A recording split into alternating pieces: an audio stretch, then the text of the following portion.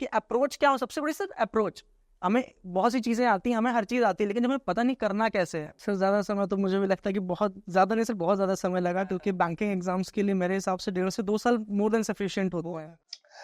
Hello everyone, this is Hemant sir. The person who just sitting next to me, the most dynamic student of Selection Adda, has been selected for RRB clerk.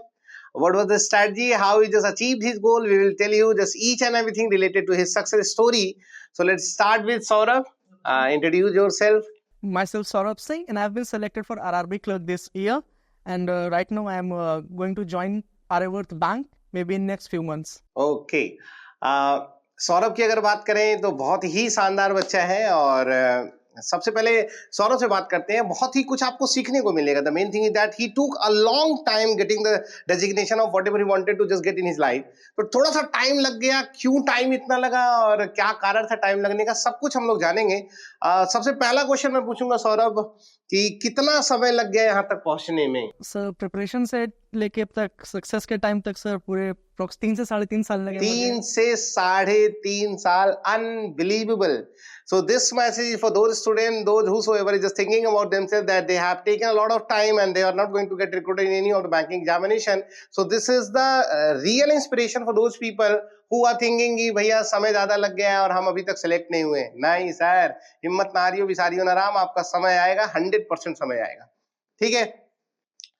अगर मैं पूछूं सौरभ कि ऐसा नहीं लगता है कि ज्यादा समय लग गया? सर ज़्यादा समय तो मुझे भी लगता है कि बहुत ज़्यादा नहीं सर, बहुत ज़्यादा समय लगा, क्योंकि बैंकिंग एग्जाम्स के लिए मेरे हिसाब से 1.5 से 2 साल मोर देन सफिशिएंट होते हैं। मोर देन सफिशिएंट, 1.5 साल। और नॉर्मली अगर देखा जाए तो ऑन एवरेज 8 से 1। हाँ सर, 1 साल मैक्सिमम कि आप SBI PO या क्लरिकल पोस्ट के लिए आप मिनिमम 1 साल की आराम से आप कर सकते। 1 साल में कर सकते, लेकिन आपको 3 साल लग गया। यस सर, क्योंकि सर स्टार्टिंग में आई थिंक मैं थोड़ा सा डाइवर्ट हुआ, चीज़ों से डिस्ट्रैक्ट भी हुआ, बट धीरे धीरे करके मुझे अपने स्ट्रैटेजीज पे वर्क करने को मिला। फिर थोड़ा बहुत आप लोगों से मोटिवेशन, आप लोगों की गाइडेंस, धीरे धीरे वापस ट्रैक पर आया, और उसके बाद मुझे लास्ट के 1.5-2 साल से कहिए तो मेरे प्री निकलने स्टार्ट हुए। अच्छा, क्या what was the exact reason of your failure? क्या कारण था फेलियर का? So I was not serious about my studies, कि मुझे लगता था कि हाँ हो जाएगा, कर लेंगे, क्योंकि ओवर कॉन्फिडेंस जो मेरे अंदर था, क्योंकि coming from a reputed school, मुझे लगता था कि सब कर लेंगे, सब ही हो जाती है आसानी से। किस स्कूल से आप बिलोंग करते हैं? Arni memorial senior secondary school. तो मुझे लगा था कि 12th 10th की तरह ये भी एग्जाम है, हो जाएंगे। लेकिन फिर जब वही बात है कि जब तक आप नदी में नहीं उतरते, गहराई नहीं पता चलती, तो मुझे जब मैं उतरा तब मुझे लगा कि नहीं, this is not going to be easy for me at all. तो वापस उन चीज़ों को समझते समझते, चीज़ें करते करते, शायद मैं ये चीज़ जो मेरे साथ आज हुई है, ये मेरे साथ 1-1.5 साल पहले हो जानी चाहिए थी। अच्छा सौरभ, देखा होगा आपने, आपके सामने बहुत सारे आपके कुलीग सिलेक्ट हुए होंगे और उनके इंटरव्यूज आपने देखा होगा। तो at that moment how were you feeling यार? उस समय मतलब लगता था कि ऐसा कि सम ऑफ द जेलस? हाँ सर, नहीं जेलसी जैसा नहीं था सर, लेकिन जब उनको देखता था तो लगता था कि यार ये भी मेरे बगल में बैठ के पढ़ते थे, ये भी सेम चीजें पढ़ रहे हैं जो मैं पढ़ रहा हूँ, बट ये ऐसा अलग क्या कर रहे हैं जो कि मैं नहीं कर पा रहा हूँ। फिर बाद में उनसे इंटरेक्ट किया, मैंने उनसे चीजें जानी समझी, तब मुझे लगा कि हाँ मैं प्री के लिए तो प्रिपेयर था, बट मेंस की मेरी स्ट्रैटेजी उस लेवल की नहीं थी। मैं मेंस को भी एज अ प्री ही ट्रीट कर रहा था कि हाँ आराम से हो जाएगा, कि पढ़ लेंगे, डेली मॉक दे देंगे, वो हो जाएगा, जो कि मेंस में ऐसा कोई अप्रोच पॉसिबल ही नहीं था। तो फिर जब मैंने उनसे इंटरेक्ट किया तब मुझे पता चला कि हाँ मेरी कमियां कहाँ पर है, कि मुझे मेंस को भी प्रॉपर ट्राइन देना पड़ेगा। वो प्री से लेके रिजल्ट के और मेंस के टाइम, वो 15 दिन बिल्कुल भी सफिशिएंट नहीं है उस चीज़ के लिए। जैसा कि मोस्ट ऑफ द बच्चों को लगता है कि रिजल्ट आ जाएगा तो पढ़ लेंगे, मेरा भी वही होता था कि हाँ रिजल्ट आएगा, निकल जाएगा तो मेंस पढ़ेंगे। मतलब you want to just convey the message to each and every people कि from the day one you have to just think even for the interview too। Yes sir। आपको from the day one आपको ऐसा सोचना पड़ेगा, ऐसा इनका कहना है। बिल्कुल मैं इस पे एग्री भी करता हूँ कि when you just entering in the classes, so आपको you'll have to just think about yourself that from the day one and at the end of the day last, you'll have to just think about all the activity what has been conducted by the banking organization। अगर मैं पूछूं तो यार यहाँ तक पहुंचने में सौरभ की अपने साथ के कितने लोगों को आपने देखा कोचिंग में, अपने साथ वाले कितने लोग हो गए सिलेक्ट लगभग? सर जब से मैं इस कोचिंग से जुड़ा हूँ, मेरे हिसाब से मेरे सामने कम से कम 25 से 30 बच्चे सेलेक्ट हुए। आप जानते हैं व्यक्तिगत तौर पर मैं जिनको जानता हूँ सर, कम से कम 10 से 12 लोग। हाँ, और उनमें मोस्ट ऑफ द PO ही हुए हैं। क्लरिकल तो शायद हार्डली 2 या 3 हुए, और उसमें मोस्टली PO ही हुए हैं। अच्छा ठीक है। अच्छा वेरी नाइस। इस बार कहाँ कहाँ सिलेक्शन, मतलब सिलेक्शन तो नहीं कह सकता हूँ, सिलेक्शन तो आपका फाइनली आरआरबी क्लर्क में हुआ, लेकिन इस बार कहाँ कहाँ किस किस हर्डल तक आपने क्रॉस किया है? इस साल की शुरुआत सर आरआरबी पीओ से हुई थी, जो मैं फेल कर गया था, शुरुआती मेरे फेलियर से हुई। देन उसके बाद सर आरआरबी क्लर्क मेरा क्वालिफाई हुआ, जिसमें मेरा सिलेक्शन हो गया। Then SBI PO, IBPS. अच्छा, एसबीआई पीओ का इंटरव्यू आपने इस बार दिया है? Yes sir. Okay, very nice. So IBPS PO का प्री निकला, बट मींस रीजनिंग में सेक्शनल रहेगा सर। और सर रीजनिंग में सर वही की छोटी सी मिस्टेक की मैंने over attempt I repeat my words, प्यारे बच्चों, मैं यही आपको बताना चाहता हूँ। ये बात मुझे पता थी और जानबूझ के मैंने ये क्वेश्चन पूछा, only because of to spreading the truth behind each and every candidates who, कि जब आप बैंकिंग की प्रिपरेशन कर रहे हैं ना, तो बैंकिंग की प्रिपरेशन में ऐसा नहीं कि एक बार आपका सब कुछ सेट हो गया तो उसी उसी चीजों पे आप आते रहेगा। एक ऐसा कैंडिडेट जो हमारे बगल बैठे हुए हैं, उनका एसबीआई पीओ इंटरव्यू अपीयर हुए, इस बार एसबीआई पीओ का इंटरव्यू तक दिया है, और आप क्या इमेजिन कर सकते हैं कि आईबीपीएस पीओ में रीजनिंग में फेल हो गए। इसको मैं फेल ही बोलूंगा, ठीक है, क्योंकि सेक्शनल तक क्लियर नहीं हुआ, तो मतलब रीजनिंग में फेल हो गए। क्या आपको लगता होगा इनको रीजनिंग नहीं आती होगी? आती होगी, 100% आती होगी, लेकिन फिर भी नहीं हो पाया। तो मैं कहता ना कि एक एक हमारी हम क्लास में हमेशा बोलते हैं कि एक ऐसी खूबसूरत सी हवा आएगी जो तुमको चूम के जाएगी और तुम्हारा जीवन बना के चली जाएगी। तो बस उसी हवा का इंतजार करना है कि कब तक हमारे जीवन में वाली हवा नहीं आ रही, ठीक है ना? तो ऐसा आप बिल्कुल मत सोचिए कि पहली बार वाले में निकला, दूसरी बार वाले में नहीं निकला, तीसरी बार वाले में निकला, चौथी बार वाले में नहीं निकला, तो चौथी बार वाले में ना निकलने की वजह से हमारी तैयारी में कमी थी। नहीं, ऐसा बिल्कुल नहीं। क्या आप इस बात को एग्री करते हैं? बिल्कुल सर, क्योंकि कंटिन्यू जब मेरे सारे प्री निकल रहे थे, उसके बीच एक और चीज हुई कि मेरा आरबीआई असिस्टेंट भी 3 नंबर से नहीं निकला। जी, जबकि वो पेपर आई थिंक उससे इजी पेपर नहीं हो सकता। हाँ, बहुत इजी पेपर था, 95.50 उसकी कट ऑफ गई थी इस बार। और मेरे अटेम्प्ट भी 98 थे, तो आई वाज श्योर कि हो जाएगा, बट स्टिल वो नहीं हो पाया। अब बैड लक बोल लीजिए या कुछ मेरी गलतियां भी थी कि हाँ, मेरा सिलॉग में आई थिंक मुझे लगता है मेरा सिलॉग ही गलत हुआ होगा, क्योंकि मेरे रीजनिंग में कब आए थे 31 पॉइंट समथिंग, जो कि मेरे हार्डली होते नहीं, लेकिन हाँ मेरे को लगा कि हाँ सिलॉग ही से मेरा रुका। तो मैं कहूँगा कि अप्स एंड डाउन्स होंगे, कि आपके जरूरी नहीं आपके सारे के सारे एग्जाम्स क्लियर हों, क्योंकि पॉसिबल नहीं, क्योंकि एक ना एक जगह आपको फेस करना पड़ेगा फेलियर, लेकिन उस फेलियर को लेके बैठना is not a solution. Very nice, very nice. अच्छा, जो सबसे बड़ा क्वेश्चन और जो मुझे लगता है कि मेरे एंड से, मेरे बिहाफ से बहुत सारे लोगों का ये क्वेश्चन और आंसर वो सुनना भी चाहते होंगे। From the beginning till two the end, अगर मैं सौरभ बात करूं तो इतना लंबा समय लग गया आपको तैयारी करने में, लगभग आपने बताया 3 से 3.5 साल लग गया। तो इस दरमियान बहुत बार ऐसा हुआ होगा, डिमोटिवेट हुए होंगे। तो लाइफ का जो असली मोटिवेशन आया और 3.5 साल तक लड़ने की क्षमता मिली, वो कैसे मिल रही थी? सर मैं एक किस्सा बताना चाहूँगा। मुझे अच्छे से याद है कि मैं जब इस कोचिंग को ज्वाइन किया था, तो पैरा जंबल की क्लास चल रही थी, तो आपने क्वेश्चन दिया वहाँ पे उसको सॉल्व करने को। तो मैंने वो क्वेश्चन जब किया, तो आप मेरे बगल में आके, हार्डली मुझे शायद आप जानते भी नहीं होंगे, बाय फेस जानते रहे होंगे, आपने मुझसे एक ही चीज़ बोली थी कि you are going to be an officer, और वो बात लग गई मेरे। तो इसीलिए जब भी मुझे कभी भी डिमोटिवेशन हल्का सा हुआ कि मैं क्या करूँ, जैसे कि लास्ट ईयर मेरे साथ हुआ कि आईबीपीएस क्लर्क मेरा नहीं हुआ, आईबीपीएस पीओ मेरा 0.25 से सेक्शनल तब भी रुका मेरा। तो मैं कुछ नहीं करता था, मैं सीधा था एक चीज जानता था कि एक इंसान है जिसने मुझे बताया है। घर वाले, सबके घर वाले उम्मीद जगाते हैं, घर वाले सबके मोटिवेट करते हैं, लेकिन मुझे पता था एक इंसान ऐसा है जिसने, जो मुझे बिल्कुल नहीं जानता कि मैं कैसा हूँ कैसा नहीं, बट स्टिल उसने सिर्फ एक आंसर मेरा देखा और उन्होंने अगर ये चीज बोला है कि you are going to be an officer, तो मुझे नहीं लगता कि उससे बड़ा मोटिवेशन मुझे कहीं और से मिल सकता है। और मैं हमेशा, मेरे बैक ऑफ द माइंड में ये बात चलती थी कि हाँ, किसी ने मुझ में बिलीव दिखाया है और मुझे उस बिलीव पे खरे उतरना है, आज नहीं तो कल मैं लूंगा जरूर गवर्नमेंट जॉब। और दूसरा मोटिवेशन, जब भी मैं कोचिंग में आता था, हमेशा ये पोस्टर्स देख के लगता था, एक आपकी वो बात कि ये यहाँ तुम्हारी ये फोटो जरूर होनी चाहिए, और वो भी एक मोटिवेशन, लालच की है, मोटिवेशन की है कि मुझे एक फोटो यहाँ चाहिए थी अपनी। और माँ बाप का आशीर्वाद तो हाँ, सर, बात तो, बस वो तो ईश्वर है, उनके बारे में बात नहीं कर सकता। लोगों ने कहा ईश्वर कौन है, हमने कहा देखा नहीं, बस देख लेता हूँ माँ बाप का चेहरा, तो ईश्वर अपने आप दिख जाते हैं।